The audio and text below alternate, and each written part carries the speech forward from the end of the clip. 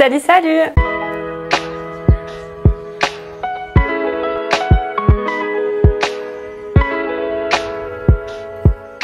Bienvenue dans cette nouvelle vidéo tout à propos des marques. Et aujourd'hui, on va parler de Sephora.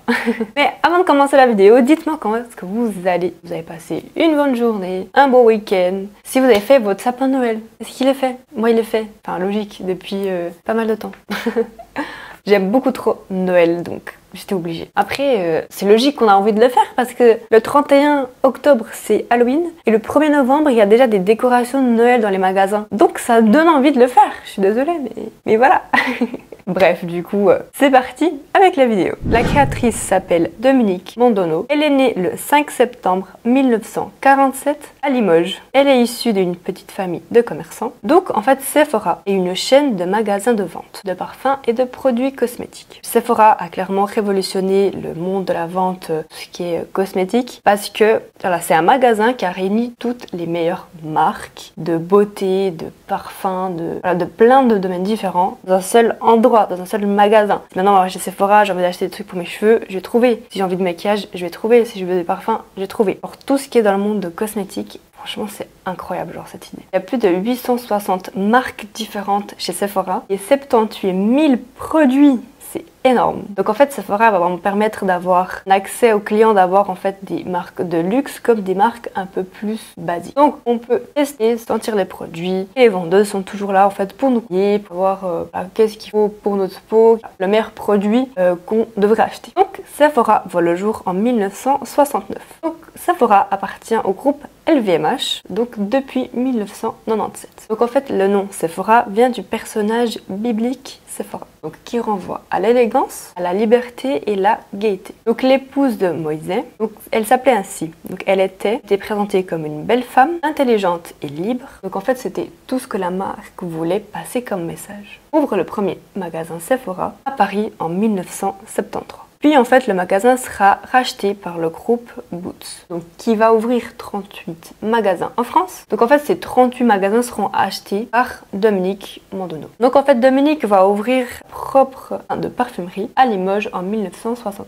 Donc depuis 1999, Sephora est aussi disponible en ligne. Donc actuellement, la marque s'est clairement développée à l'international. Donc elle s'est installée aux États-Unis et en Asie. Donc il faut aussi savoir que Sephora a sa propre marque de cosmétiques. Donc en fait, ils proposent vraiment beaucoup de choses. On va aller faire un petit tour dans leur site internet. On va aller sur le site de Sephora, collection Sephora. Donc comme on peut voir, Sephora a beaucoup de produits et on va regarder dans les meilleures ventes. Donc en fait, ils ont leur mascara. J'ai jamais testé, mais à voir. Ils ont aussi une super crème hydratante de jour. Et en plus, ça c'est le Black Friday là quand je retourne. Donc il y a pas mal de réductions. Ça c'est vraiment cool. Il y a des rouges à lèvres, des glosses, un anti-cerne, fard à paupières, fond de teint. Il y a vraiment pas mal de choses. Je sais que j'ai testé le démaquillant de chez Sephora. Il est vraiment bien. Et ben les masques de chez Sephora, c'est vraiment genre la base. À chaque fois que je vais chez Sephora, je suis obligée de prendre leurs masques. Pour le visage, franchement, ils sont vraiment bien.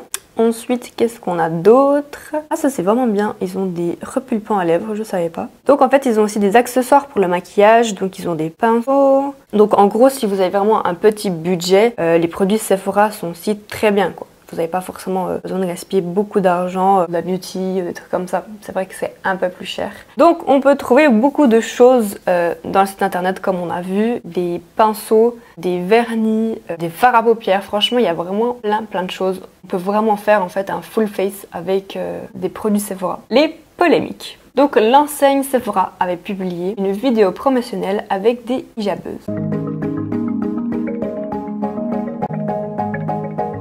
Et j'aimais bien être dans une équipe, ça rassemble énormément de monde.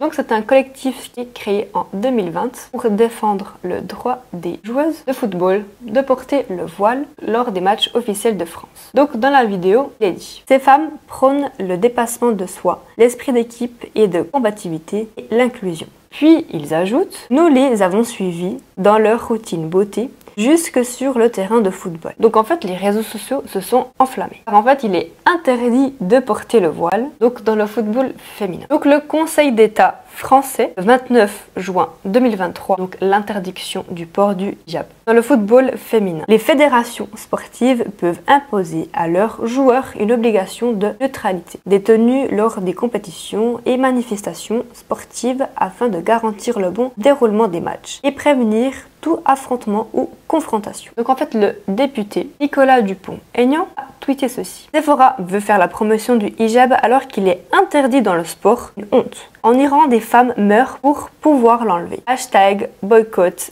Sephora. Donc en fait, à mon avis, Sephora voulait faire une bonne chose dans le sens où pourquoi des femmes ne peuvent pas porter leur hijab pendant qu'elles font des matchs. Mais en même temps, si c'est interdit, ça va contre la loi française. Donc tu peux pas mettre des trucs et dire on s'en fout des lois. Non, c'est pas comme ça. En France, faut respecter les lois. Dans tout le monde, faut respecter les lois. Donc en 2017, les internautes sont de plus en plus nombreux à s'indigner contre Sephora ethnique. Donc en fait, Sephora vont proposer des fonds de teint pour peau ethnique. Donc en fait, c'est une qualification qui va pas passer du tout. Donc la marque, ayant vu tout ce que les gens disent sur les réseaux, ils se sont dit qu'ils allaient changer. Donc ils ont nommé le stand des fonds de teint pour les peaux noires. Donc c'est une dénomination pas du tout appropriée. Donc une internaute n'a pas manqué de relever et de partager sur Twitter. En effet, le terme ethnique a choqué.